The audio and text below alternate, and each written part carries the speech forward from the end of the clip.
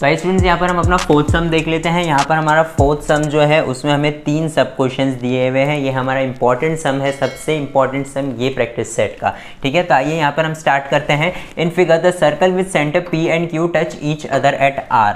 यानी यहाँ पर P इसका सेंटर है, Q इसका सेंटर है और ये दोनों सर्कल एक दूसरे को R पे टच कर रहे हैं। A line passing through R meets the circle eight A and B। तो R से जो है वो एक लाइन पास हो रही है, जैसे कि आप देख सकते हैं ये AR और RB ये लाइन पास हो रही है, जो यहाँ पर ये सर्कल को A पे मीट कर रही है और ये वाले सर्कल को B पे मीट कर रही है। ये हमारा क्वेश्चन है। हमें फाइंड क्या करना है, segment AP is parallel to segment BQ। सबसे पहले हमें क्या बताना है कि AP और BQ यानी ये यहाँ पर हम देख सकते हैं ये AP और ये BQ ये दोनों एक दूसरे को पैरेलल है, ये हमें क्या करना है, प्रूव करना है। तो आइए यहाँ पे स्टार्ट करते हैं हमारा सॉल्यूशन स्टूडेंट। सबसे पहले हम देख सकते हैं कि ये वाला जो सर्कल है उसके अंदर ये जो ट्राइंगल बन रहा है APR। ठीक है, ये ट्राइंगल जो है वो एक आइसोसेलेस ट्राइंगल है।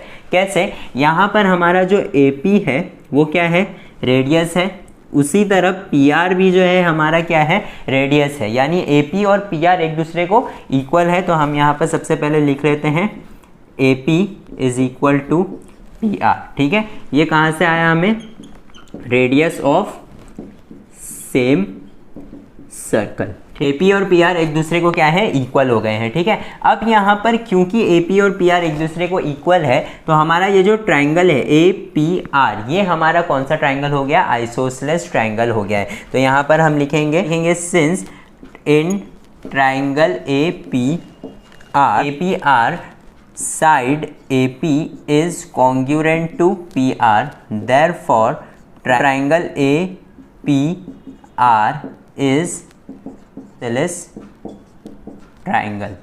ठीक है, तो हमारा APR जो है वो आइसोसेलेस ट्राइंगल हो गया। अब क्योंकि ये आइसोसेलेस ट्राइंगल है तो ये वाले साइड का अपोजिट एंगल यानी ये और ये वाले साइड का अपोजिट एंगल यानी ये दोनों एंगल्स भी एक दूसरे को क्या होंगे, कॉन्ग्रुएंट होंगे। ये हमारी आइसोसेलेस ट्राइंगल की प्रॉपर्टी है। तो यहाँ for triangle PAR is congruent to PRA। ये हमारा फर्स्ट हो गया। ठीक है, अब यहाँ पर हमने प्रूव कर दिया कि ये वाला एंगल और ये वाला एंगल एक दूसरे को कॉन्ग्रुएंट है और उसे दे दिया हमने इक्वेशन नंबर 1। अब यहाँ पर हम इस वाले ट्राइंगल पे आ जाते हैं, that is our triangle RQB। अब RQB में हम देख सकते हैं कि RQ और QB एक दूसरे को क्या रहेंगे, कॉन्ग्रुएंट रहेंगे, क्योंकि वो दोनों भी क्या है, रेडियस ऑफ सेम सर्कल। तो यहाँ पर हम लिखेंगे segment RQ is congruent to segment QB। क्या आएगा reason, radius of same circle. अब उसके बाद क्या होगा स्टूडेंट्स, RQ और QB इक्वल हो गया तो अब यहाँ पर भी सेम चीज़ होगी कि ये वाला एंगल और ये वाला एंगल, उन दोनों के अपोजिट एंगल्स जो है वो क्या होंगे, एक दूसरे को कॉन्ग्रुएंट होंगे। तो यहाँ पर हम लिखेंगे therefore in triangle RQ is congruent to QB, therefore triangle PQB is isosceles triangle। ठीक है, PQB हमारा आइसोसेलेस ट्राइंगल हो गया। अब क्या करेंगे स्टूडेंट्स, अब यहाँ पर हम लिखेंगे एंगल, ये वाला एंगल QRB है ना, QRB और angle QBR is congruent to QBR। QRB is congruent to QBR। तो यहाँ पर हम क्या लिखेंगे, आइसोसेलेस ट्राइंगल की प्रॉपर्टी है वो भी सेम। अब यहाँ पर हम देख सकते हैं स्टूडेंट्स कि ये और ये दोनों एक दूसरे को हमने कॉन्ग्रुएंट प्रूफ कर दिया।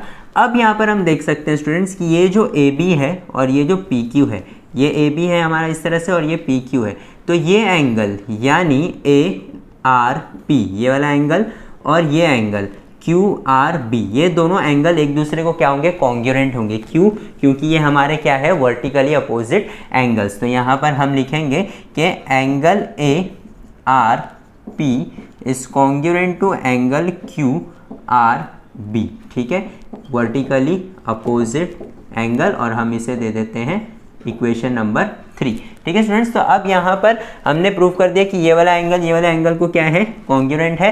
तो अब हम क्या लिखेंगे, अब हम लिखेंगे देयरफॉर एंगल RAP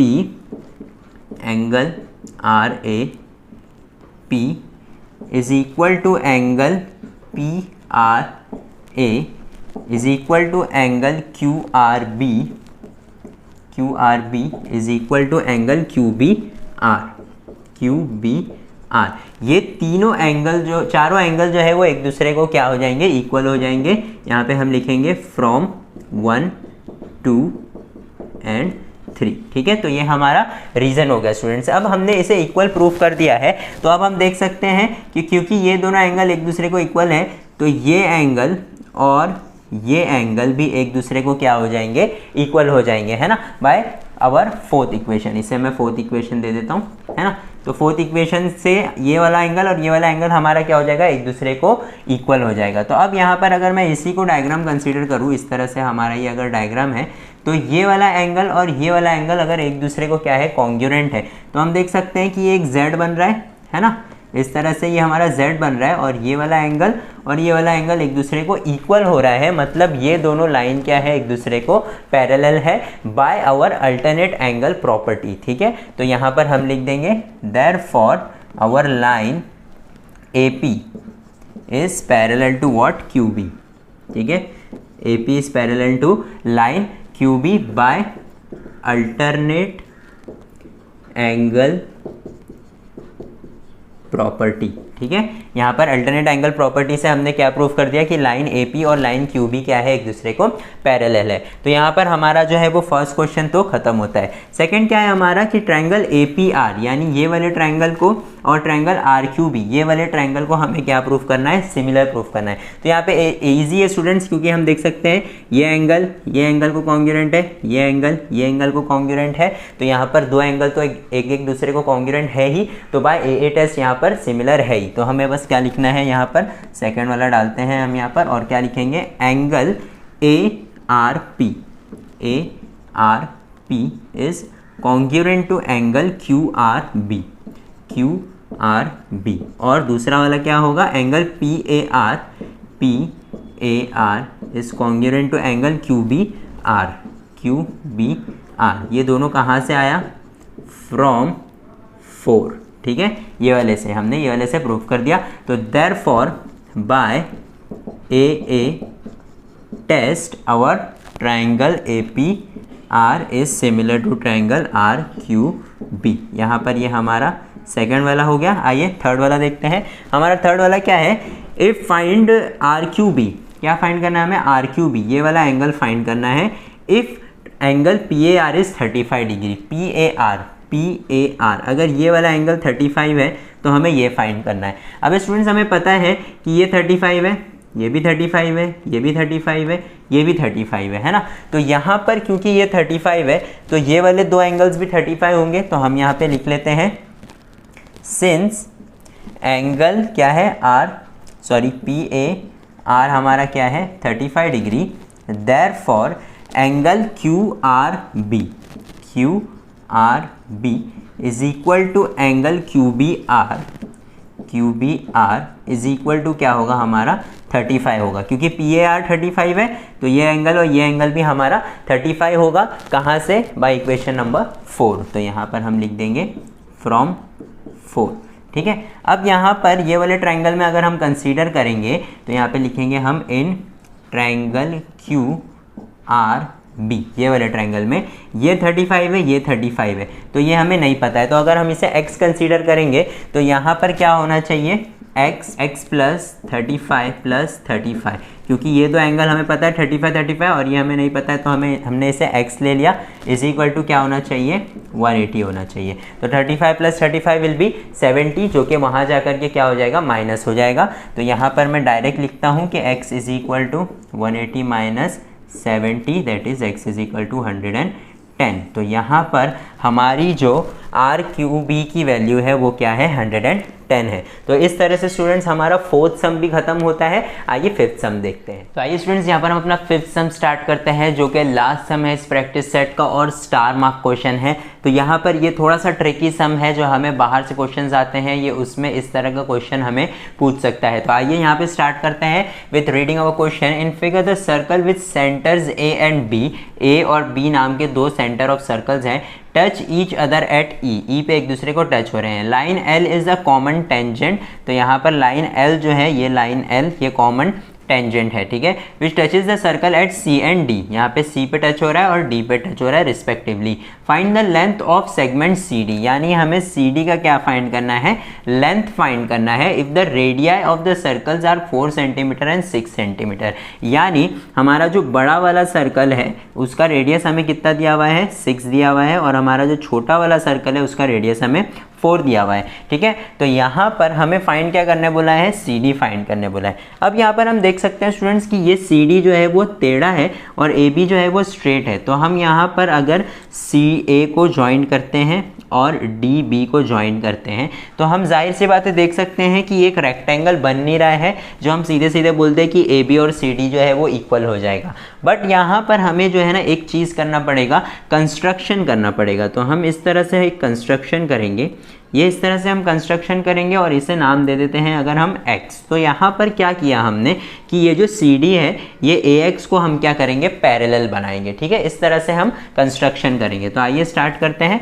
गिवन तो हम लिख सकते हैं कि ये रेडियस 4 है, ये रेडियस 6 है और CD जो है वो टेंजेंट है, बस इतना सा हमें दिया हुआ है। तो गिवन आप लिख लीजिएगा। सॉल्यूशन से मैं सीधा सीधा स्टार्ट करता हूँ। सबसे पहले हम कंस्ट्रक्शन लिखेंगे कि ड्रॉ लाइन AX, ठीक है, ड्रॉ लाइन या segment AX parallel to CD, ठीक है। तो यह हमारा जो AX है वो CD को क्या है, पैरेलल है, ठीक है। अब क्योंकि ये पैरेलल है और हमें पता है कि ये रेडियस है ना, DB रेडियस है, तो यहाँ पर ये टेंजेंट को टच हो रहा है तो ये 90 होगा। AC भी रेडियस है, टेंजेंट को टच हो रहा है तो वो भी 90 होगा। अब क्योंकि CD और AX को हमने क्या बनाया है, पैरेलल बनाया है, इसलिए ये एंगल और ये एंगल भी क्या होगा, हमारा 90 होगा। तो यहाँ पर हम लिखेंगे सिंस, क्या लिखेंगे कि AC is the radius and ये जो C है, C is the point of contact of circle and tangent, है ना। therefore angle ACD is equal to what, 90 degree. यहाँ पर भी हम सेम चीज़ लिखेंगे कि DB जो है, DB या BD is the radius and D is the point of contact of circle and tangent, therefore angle XDC बोलूँ या BDC बोलूँ एक ही बात होगी। तो यहाँ पर मैं लिख देता हूँ XDC is equal to 90 degree. अब यहाँ पर ये दोनों जो है वो 90 डिग्री है और हमने क्या किया है, कंस्ट्रक्शन में लिया है AX और CD पैरेलल है, तो यहाँ पर CAXB, therefore एंगल CAX यानी CAX ये एंगल और DXA is equal to DXA is equal to क्या हो जाएगा, 90 डिग्री। therefore quadrilateral AXDC ये पूरा क्वाड्रिलेटरल हमारा क्या हो जाएगा, इज अ रेक्टेंगल, ठीक है। तो ये हमारा रेक्टेंगल बन गया। तो CD will be equal to what, therefore CD will be equal to AX, ये हमारा 1 हो जाएगा, ठीक है। तो CD और AX को हमने क्या प्रूफ कर दिया कि CD और AX इक्वल है। अब यहाँ पर हम आते हैं हमारे ट्राइंगल की तरफ। हम देख सकते हैं ABX हमारा एक ट्राइंगल है, ये 90 है तो ये भी 90 होगा, है ना। AXD ये एंगल 90 है तो ये एंगल भी क्या होगा, 90 होगा। तो हमारा AXB जो है वो एक राइट एंगल ट्राइंगल है। तो यहाँ पे हम लिखेंगे in triangle AXB angle AXB is equal to 90 degree, है ना। तो यहाँ पर हम क्या करेंगे, ये वाले ट्राइंगल पे हम पाइथागोरस थ्योरम अप्लाई करेंगे। तो यहाँ पर हम लिखेंगे देयरफॉर क्या होगा, ये 90 डिग्री है तो उसके अपोजिट वाला साइड क्या है, AB। तो क्या होगा, AB square is equal to XB square plus AX square, XB square plus AX square. अब यहाँ पे स्टूडेंट्स हमें पता है कि बड़े वाले सर्कल का रेडियस क्या है, 6 सेंटीमीटर, यानी यहाँ से यहाँ पूरा हमारा 6 सेंटीमीटर है और ये हमारा 4 सेंटीमीटर है।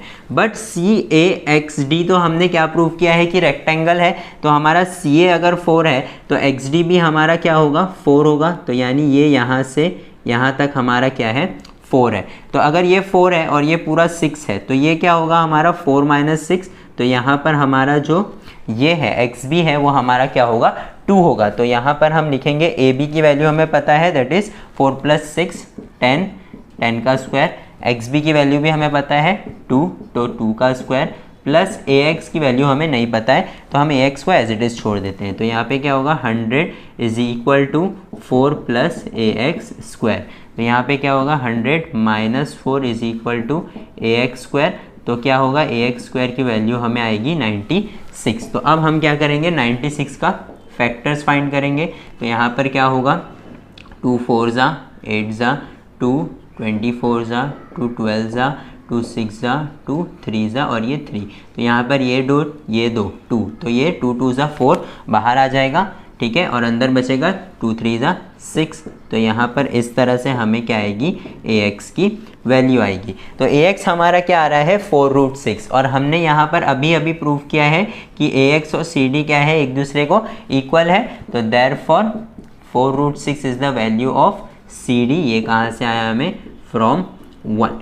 तो इस तरह से स्टूडेंट्स हमारा ये सम भी कंप्लीट होता है। बस हमें एक कंस्ट्रक्शन करना था यहाँ पर A X, that is our main point कि यहाँ पर एक्चुअली ये सम में सबसे बड़ी चीज़ ये है कि हमें इसे सबसे पहले एक रेक्टेंगल प्रूव करना पड़ेगा। तो इस तरह से हमारा प्रैक्टिस सेट 3.2 भी खत्म होता है स्टूडेंट्स। अगर आपको कोई भी डाउट है इस चैप्टर में, अब तक कोई भी थ्योरम समझ में नहीं आ रहा है या कोई भी सम में अगर आपको कुछ भी डाउट है तो आप नीचे कमेंट सेक्शन में कमेंट कर सकते हैं या आप हमें अपने व्हाट्सएप नंबर पर टेक्स्ट करिए। अगर आपको कोई भी सम नहीं आ रहा है आप सॉल्व से क्लिक करके भेजिए तो हम जो है उसे जल्दी से जल्दी आप तक सॉल्व करके पहुंचाने की कोशिश करेंगे। Thank you for watching the smart box.